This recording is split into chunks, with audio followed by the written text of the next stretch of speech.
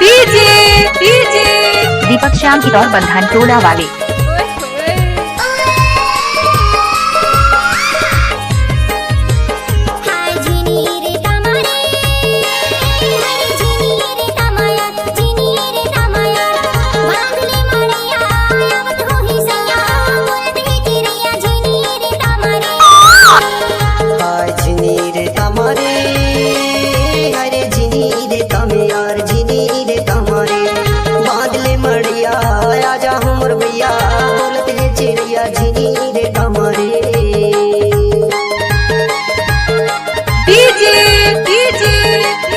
दीपक श्याम की तौर बंधन टोला वाले।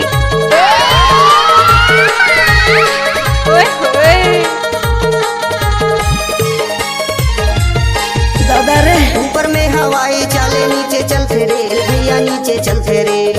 ऊपर में हवाई चाले नीचे चलते रेल भैया नीचे चलते रेल। दोनों करते शादी और दोनों होते फेल। जिनी रे तामिया बादले मड़िया आजा हमर भैया बोलत है चिड़िया। जिनी रे तमारे देखिए दुर्राटे काट रही है ओम को। देखिए दुर्राटे काट रही है ओम को। भैया ओम को। डीजे दीपक श्याम की तौर बंधन टोला वाले।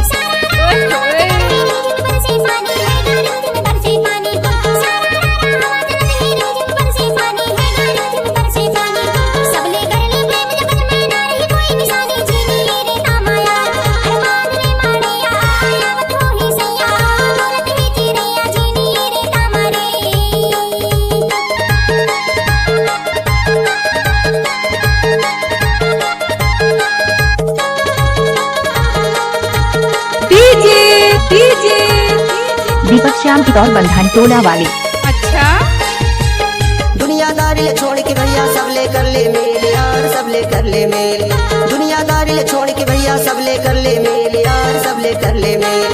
पहले पीले मजा उड़ा ले ना कर कोई से खेल। जिनी रे तामे यार बादले मड़िया आजा हमर भैया बोलत है चिड़िया। जिनी रे तमारे